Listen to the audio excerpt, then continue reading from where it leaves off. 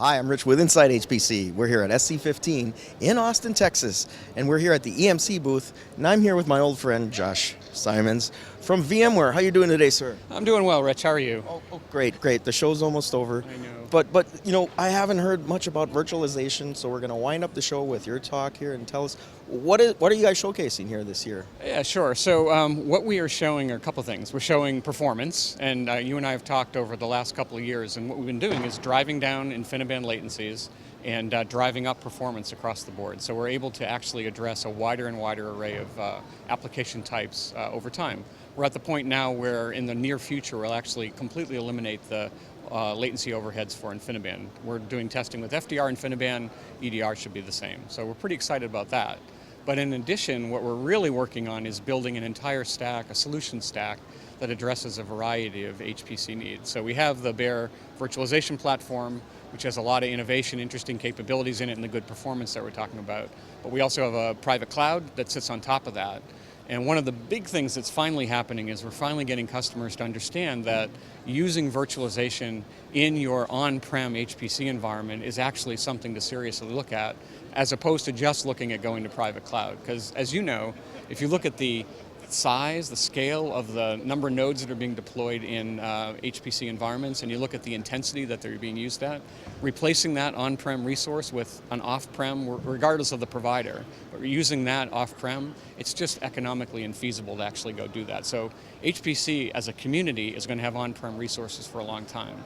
So we do a lot of work talking to customers, and we've got a lot of interest in doing private cloud on-prem. Above that, we actually are now building an HPC-specific solution that targets life sciences customers and customers that are less interested in dealing with IT and more interested in focusing on their science. And Ranjit on our team is working on that.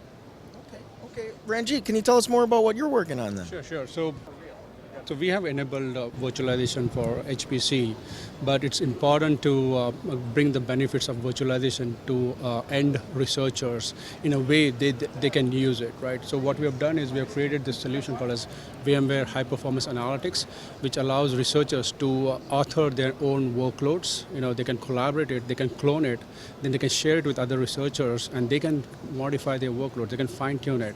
And not only that, they can with the click of a button, they can share their data sets, they can share their their recipes, which are nothing but abstracted workloads. They can connect the workloads to remote data sets. You know, the workloads are pretty lightweight as compared to the data sets, which are in petabytes. So we can move those things and connect to the data sets on the fly. So basically what we're doing is the benefits of virtualization, we are making it available to researchers and their teams in a way that they can self-service the HPC workloads and don't have to bother about about IT as such, and then focus on the science. All this can be done within a few clicks using our high-performance analytics portal.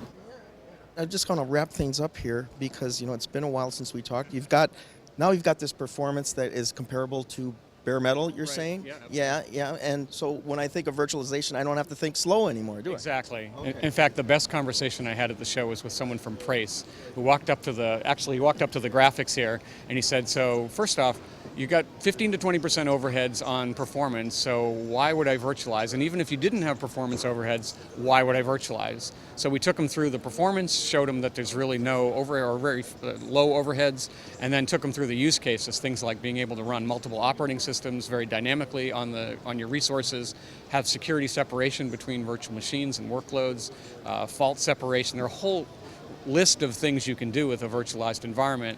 5 minutes later, he walked away a totally changed guy. He's like, I totally get it. So it's pretty awesome.